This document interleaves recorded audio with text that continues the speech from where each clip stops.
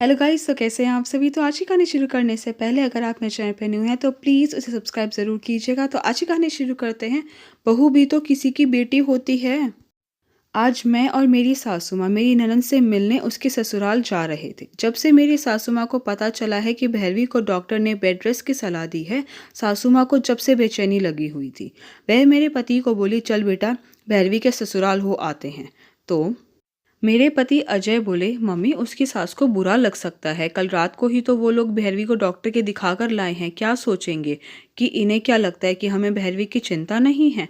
पर सासू माँ का मन नहीं माना और वह मुझसे बोली, धरा चल दोपहर को हम दोनों ही चलते हैं भैरवी के। और ऐसा कर तू थोड़ी सी कचौड़ी और मूंग दाल का हलवा भी बना ले। खूब सारा देसी घी और मेवा डालना हलवे में और कचौड़ी भी देसी घी में बनाना। भैरवी के ले चलेंगे। तो मैंने कहा, ठीक है मम्मी जी, मैं बना लेती हूँ। दोपहर को सास बहू दोनों चल पड़ी ननंद रानी के घर। बैल बजाई तो ननंद रानी की सासू माँ ने दरवाज़ा खोला और बोली, अरे समधन जी आप आइए। भैरवी ने बताया नहीं कि मम्मी और भाभी आने वाली हैं आज। तो सासू माँ कहने लगी, वह हमने सोचा अचानक से हमें देखकर बच्ची खुश हो जाएगी। तो धरा मन ही मन में सोचने लगती है कि मैंने तो कहा था सासू माँ से कि फ़ोन करके चलते हैं।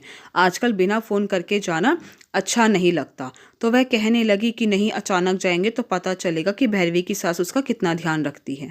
हम भैरवी के कमरे में गए तो देखा भैरवी मटर छील रही थी। तो सासू माँ का रिएक्शन ऐसा था जैसे उसकी सास ने उसको पत्थर तोड़ने के लिए दिए हों। अरे भैरवी, यह क्या कर रही हो बेटा तुम्हें तो डॉक्टर ने बेड रेस्ट करने के लिए कहा है ना। तो भैरवी भी कहती है, अरे नहीं मम्मी, यह तो बस मैं थोड़े से मटर छील रही हूँ। इसमें कोई मेहनत थोड़ी ना लगती है। वैसे तो मम्मी जी ने मना ही किया था, पर मैंने ही कहा था कि मैं थोड़े से मटर छील देती हूँ। आज मेरा मटर पुलाव खाने का बड़ा मन था ना, इसलिए।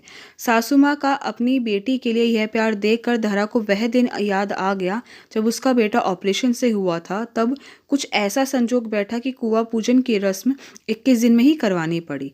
बस फिर क्या था, मेरी सासू माँ बड़ी मीठी मीठी बोलती, ले धरा मैंने आटा गूंथ दिया है, तू आराम से फुलके सेक लेना। यह धुले कपड़े हैं, इन्हें तय कर देना। अपनी चाय बनाए तो मेरे लिए भी बना देना।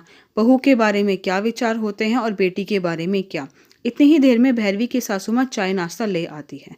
तो मेरी सासू माँ कचौड़ी और हलवा उन्हें देते हुए कहती है, भैरवी को बहुत पसंद है इसलिए बना लाई बस।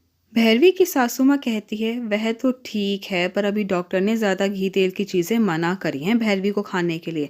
पर आप इतने प्यार से लाई हैं तो कोई नहीं, हम रख लेते हैं। तो सासू माँ कहती है, समधन जी अगर आप कहें तो कुछ दिनों के लिए मैं भैरवी को अपने साथ ले जाऊं। तो भैरवी की सास बोली, नहीं नहीं, अभी तो डॉक्टर ने इसे कहीं भी ज़्यादा आने जाने के लिए मना किया है। बेचारी सासू माँ क्या बोलती, चाय पीकर वापस आ गई। पूरे रास्ते सासू माँ बड़बड़ाती रही, भेज देती तो क्या बिगड़ जाता उनका। अपनी बेटी पर बीते तो पता चले। इतना मन करके कचौड़ी और हलवा बना कर लाई थी, थोड़ा सा तो चखने को दे देती मेरी बेटी को। तब धरा सोचने लगी, जब यह सास होती है तो विचार अलग होते हैं और माँ के रूप में भावनाएं अलग। अरे पर बहू भी तो किसी की बेटी होती है। आई होप गाइस कि आपको आज की मेरी वीडियो पसंद आई हो, और आपको मेरी वीडियो पसंद आई है तो प्लीज़ उसे लाइक ज़रूर कीजिएगा, शेयर कीजिएगा, मुझे कमेंट करके बताइएगा कि आपको मेरी वीडियो कैसी लगी। अगर आपने अभी तक मेरे चैनल को सब्सक्राइब नहीं किया तो प्लीज़ उसे सब्सक्राइब ज़रूर कीजिएगा। Thank you so much guys मेरी वीडियो देखने के